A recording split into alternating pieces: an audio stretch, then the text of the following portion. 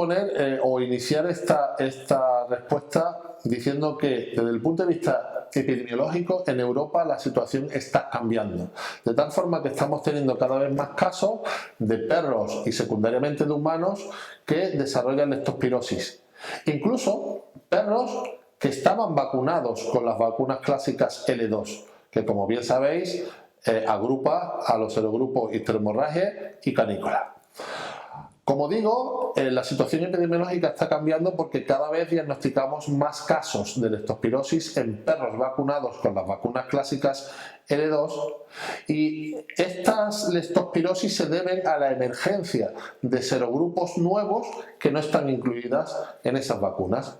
Así que serogrupos como Bratislava, Glipotifosa, Copenhagen, Autumnali, Pomona son los responsables de estos nuevos cuadros emergentes. Aquí podéis comprobar cómo en distintos países como Alemania, Francia o Bélgica estos nuevos serogrupos se han hecho prevalentes, incluso en algunos casos por encima de histeromorragia o canícula. Desde este punto de vista está claro que debemos de convenir en ampliar el número de valencias en las vacunas con nuevos serobares.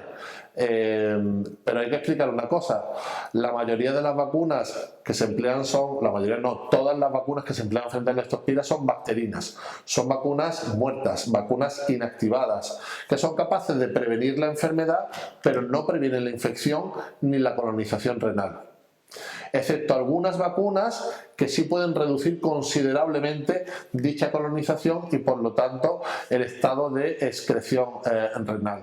Aquí podéis ver como una de estas vacunas, una publicación de una vacuna tetravalente, una L4, donde se puede observar que la aplicación, la administración de esta vacuna reducía de forma muy significativa el nivel de colonización y el nivel de excreción renal de leptospira, cosa que no solo es ventajoso para el animal en cuestión, sino también que a nivel epidemiológico es importante porque evidentemente disminuye la posibilidad de contagio de un animal a otros animales o incluso al ser humano.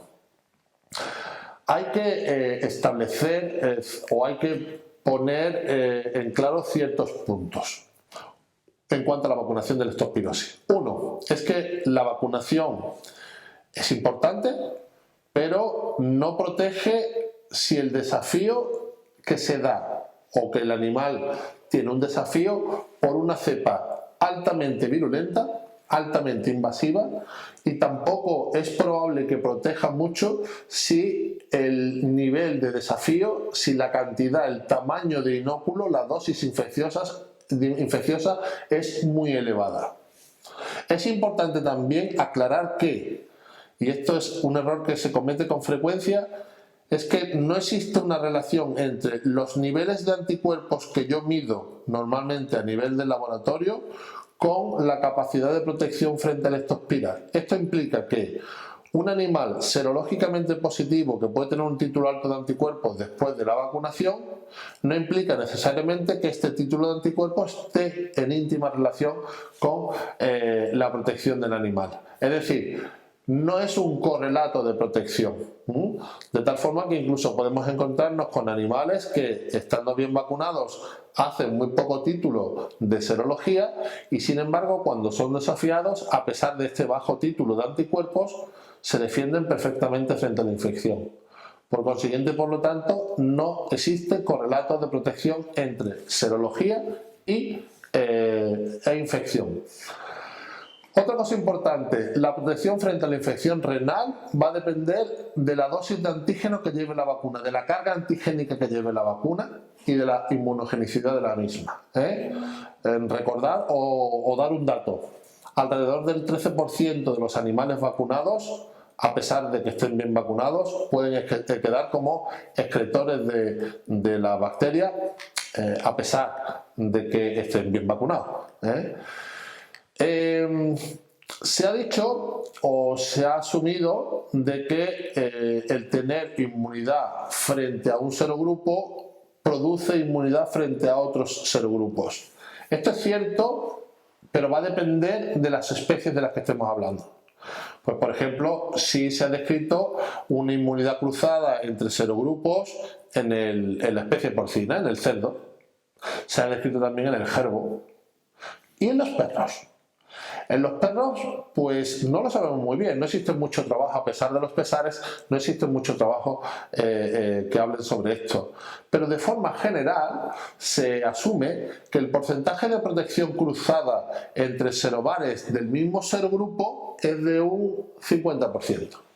Es decir, hay un 50% donde va a haber una protección cruzada, pero un 50% donde esa protección cruzada no existe.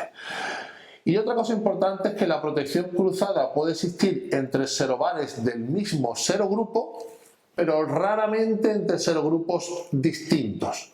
Y esto también lo tenemos más o menos claro en la especie canina. Y por lo tanto no podemos aplicar lo que sabemos en la especie porcina o lo que sabemos de la leptospirosis en un gerbo, en un cobaya, sobre la leptospirosis canina. A pesar de los pesares, ¿realmente debo de vacunar de leptospira? La respuesta es un contundente sí, se ha de vacunar de leptospira. ¿Cómo debo de vacunar frente a leptospira? El esquema general de primovacunación frente a leptospira es poner una primera vacuna a las 6 u 8 semanas de vida, esperar 4 semanas y poner una segunda dosis. Revacunación anual. Aunque existen algunas publicaciones que nos hablan sobre la posibilidad de vacunar a los 6 meses, realmente los estudios que se han hecho, la inmensa mayoría de ellos, demuestran que la duración de la inmunidad, mínima de la inmunidad frente a leptospira va a ser de 1 año y por consiguiente es la revacunación anual la que se establece y la que se aconseja. Solamente hay que en aquellos perros con más de 18 meses desde la última vacuna, es decir, ha pasado más de 18 meses desde que recibieron la vacuna y no se fueron revacunados, pues se recomienda iniciar un protocolo con 2 dosis separadas entre 2 y 4 semanas. Eso es lo que normalmente recomendamos. Como ya he dicho, la revacunación se debe de hacer al año. Y no hay que hacer revacunaciones antes porque, lo vuelvo a repetir, se ha demostrado de que esa duración de la inmunidad en la inmensa mayoría de los animales es de 1 año. Lo que se aconseja es que se haga la vacunación en primavera, que es cuando existe una mayor exposición o puede haber una mayor exposición a la bacteria, ya que durante los meses de invierno pues las temperaturas bajas suelen inactivar parcial o totalmente la leptospira, lo que va a disminuir considerablemente el riesgo de infección. Así que bueno, esas es un poco las consideraciones en cuanto a la vacunación. ¿Cuál debo elegir? ¿La L2 o la L4? Es decir, ¿cuál debo elegir? ¿La clásica, la que he estado poniendo siempre, o las nuevas que son tetravalentes? Hombre, desde el punto de vista epidemiológico, yo creo que está más que justificado la utilización de la L4 sobre la L2, por lo que ya hemos dicho, porque está habiendo un aumento importante de casos de leptospirosis, incluso en perros vacunados con L2, por la emergencia de estos nuevos serogrupos que no están incluidos en las vacunas clásicas. Por consiguiente, por lo tanto, se aconseja de que dentro de los esquemas de vacunación de leptospirosis adquiramos ya el hábito de vacunar de L4 y dejar un poco ya en el destierro, como digo yo, a las L2. Aún así, bueno, pues hay gente que, o hay autores que dicen, pues mire usted, si usted no quiere vacunar de L4, al menos vacune de L4 a ciertos animales que están en ciertas situaciones. Pues por ejemplo, perros de caza y de campo.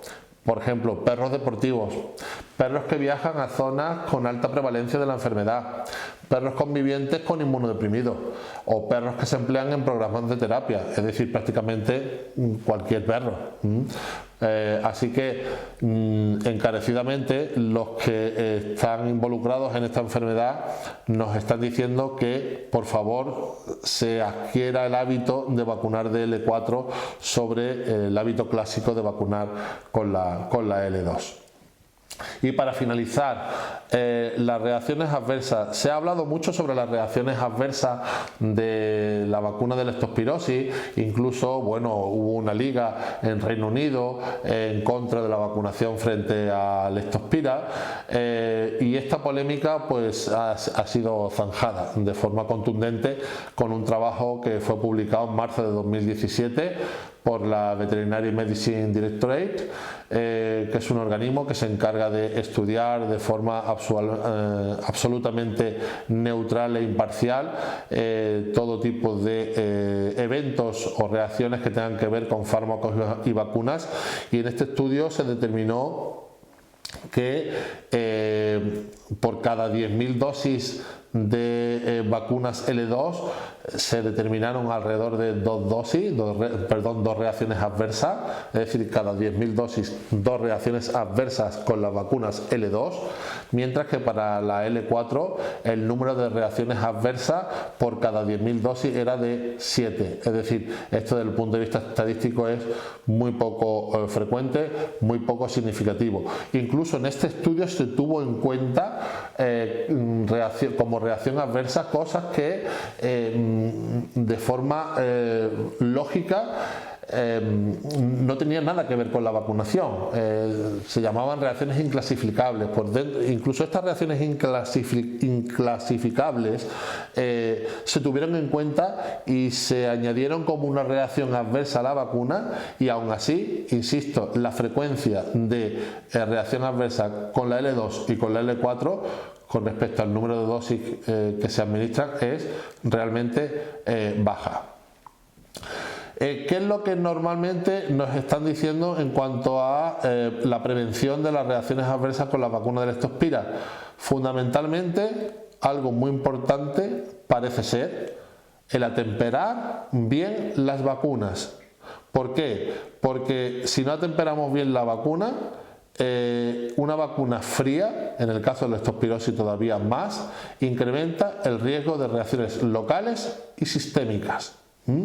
Así que, atemperando bien la vacuna y teniendo en cuenta estos datos, vamos a quitarnos un poquito el miedo sobre la vacunación frente a leptospira en general y frente a leptospira L4 en particular.